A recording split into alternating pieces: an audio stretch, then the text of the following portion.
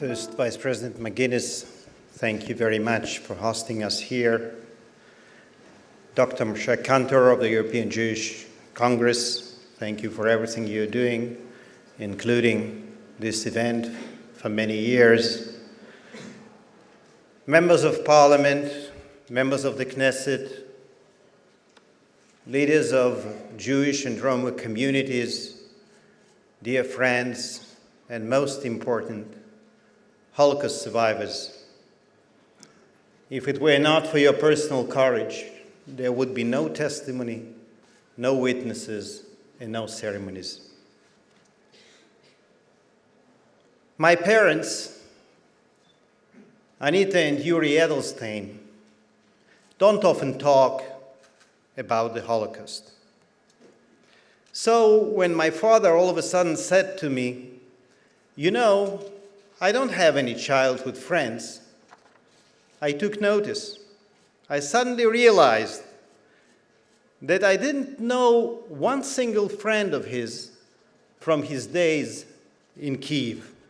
They were all from later stages of his life, university or living elsewhere. My father continued and said, "All the kids I played with are now in Babi Yar." I was privileged to represent the State of Israel on the 70th anniversary of that horrible Babi Yar massacre. Standing at the memorial, not far from the center of Kyiv, I couldn't stop thinking of the happy children who once played nearby, of whom only one remained, my father. My mother used to tell me stories about her life in the Shargorod ghetto in Transnistria, how she would steal the buttons from my grandfather's coat to play street games with other children. Listening to her, I was sure that life in the ghetto was not that terrible. That was until I met a survivor from the same ghetto who told me, "Your parents really love you very much. Otherwise, your mother would have told you the truth about Shargorod ghetto."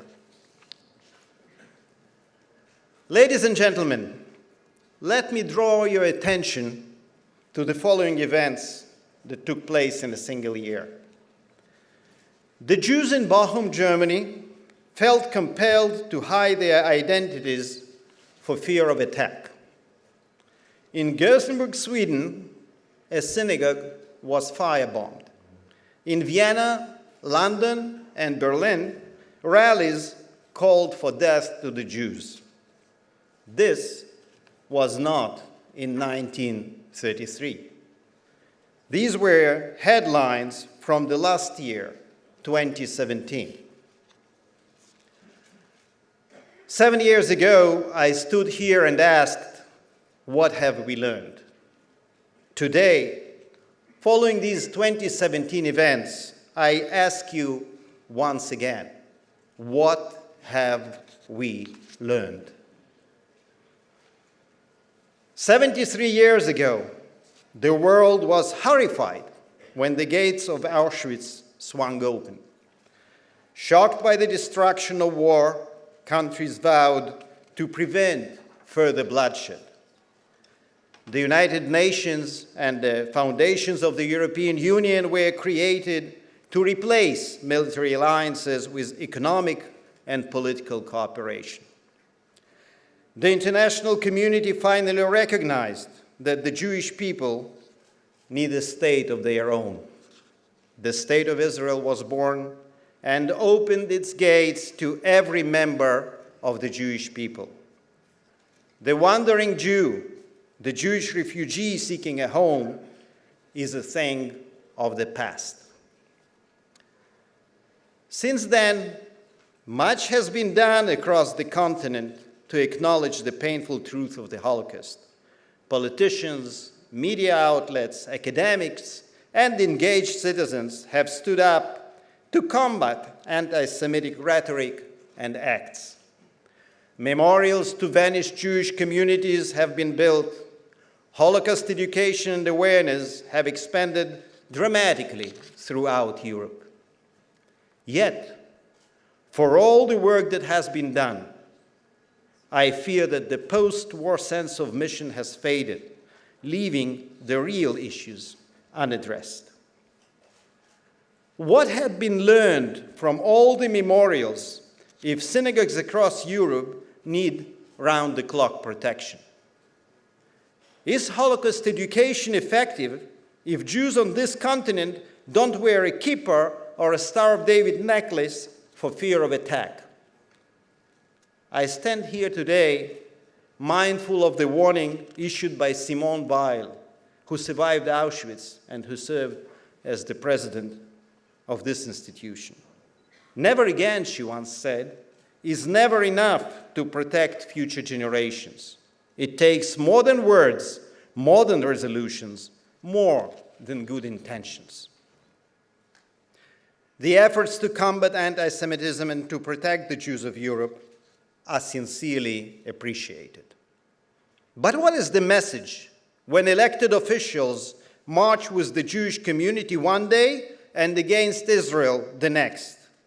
When leaders embrace the local rabbi in solidarity after a hate crime and then treat Hamas as a legitimate voice? When an attack is condemned as anti-Semitic and then Israel is denounced for fabricated war crimes? These contradictory messages do not build trust. Instead, they prevent us from meeting our joint obligations. In a similar vein, I am aware that a delegation from this parliament recently paid a visit to Tehran. I do not know who made the trip, what plans were made, or what meetings were held. But I'm sure, and correct me if I'm wrong, that during that visit, no one protested the international cartoon contest taking place in Tehran for the best caricature denying the Holocaust. I can share with you the piece of art that got the first prize. The author, by the way, comes from France. Yes, it's about Jews exploiting the Holocaust to get money. $50,000 for that wonderful piece of art.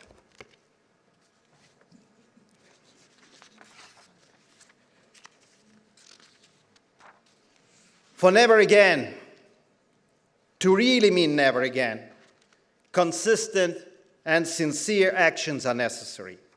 Anti-Semitism, wherever it rears its ugly head, for whatever reason, is wrong and must be fought at every turn. Writing off such acts as mere opposition to Israel is absurd. Anti-Semitism has no excuse. Not religion, not poverty, not lack of education, and not political disagreements. Today we know that we ignore hatred and intolerance at our peril. I stand here in the capital of a united Europe, which is heir to cultures and histories that have enriched the world. The Jewish people have been proud parts of this European heritage in every field. But we always cherished our own heritage and maintained our ties to the Jewish capital, Jerusalem, regardless of recent UNESCO decisions. In Jerusalem, the Jewish people made their mark on the world. Therefore, it was meaningful to us that last month, one country, the United States, chose to recognize the capital of Israel after 70 years of independence, acknowledging both our ancient heritage and our modern history. I welcome you to do the same. Join me for a visit in my capital that is dedicated to improving human condition through healthcare, high-tech, and spiritual elevation for members of all faiths.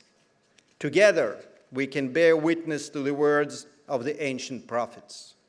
There shall yet old men and old women dwell in the streets of Jerusalem, and the streets of the city shall be full of boys and girls. This parliament is an inspiration to Europe and the world. Use your standing to realize the values on which this institution was founded. Together, we can declare an end to anti-Semitism and achieve the vision to which we recommit ourselves today. Never again, nunca más, plus jamais, mai più, ni vidr, больше никогда, leolam lo od.